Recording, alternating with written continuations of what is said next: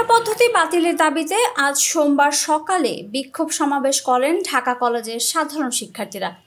এ সময় তারা কোটা পদ্ধতি বাতিলের জন্য সরকারের প্রতি আহ্বান জানিয়ে বক্তব্য রাখেন। বিক্ষোভ সমাবেশে তারা বলেন, সরকার যে পদ্ধতি বাতিল করেছিল সেটা পুনরায় চালু হলে সাধারণ শিক্ষার্থীরা ক্ষতির সম্মুখীন হবে।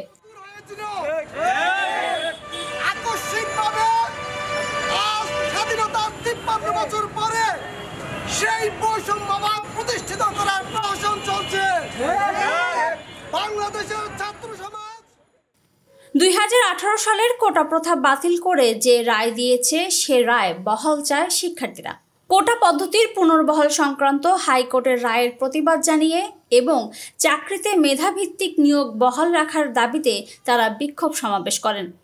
বক্তব্যে শিক্ষার্থীরা আরও বলেন, এ পদ্ধতি বাতিল না হলে ভবিষ্যতে তরুণ প্রজন্মের বৈষম্যের শিকার করা হবে। সমাবেশে বিভিন্ন দাবি সম্বলিত প্লাকার্ড নিয়ে অংশ নেন কলেজের শিক্ষার্থীরা।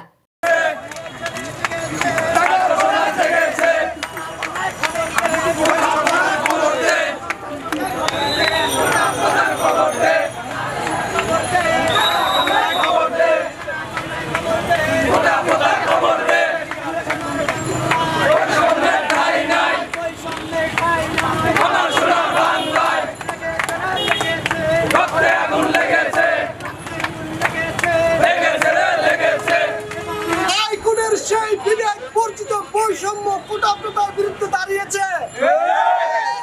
ঢাকা বিশ্ববিদ্যালয় তাৎক্ষণিক প্রতিবাদ জানিয়েছিল।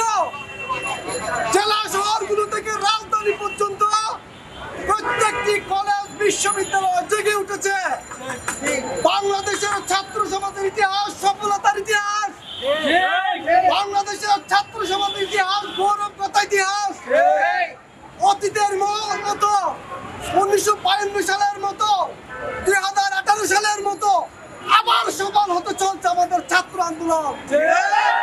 কোটার মতো বৈষম্য সিস্টেম আমাদের দেশে চালু থাকলে অযোগ্য অথর্ব ব্যক্তিরা রাষ্ট্রীয় দায়িত্ব আসবে। অযোগ্য ব্যক্তিরা রাষ্ট্রীয় দায়িত্ব আসলে দেশটা দিন দিন ধ্বংসের দ্বার প্রান্তে পৌঁছে যাবে। মুক্তির জন্য যারা যুদ্ধ করেছে তারা কখনো মুক্তির প্রতিবন্ধকতা হতে পারে না।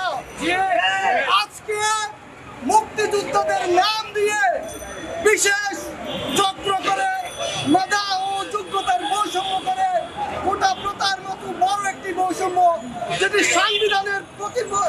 সংবিধানের প্রতিবন্ধী, সেই বিষয় চালু করে দেশের মেধাবীদেরকে ধ্বংস করার একটা চক্র চলছে।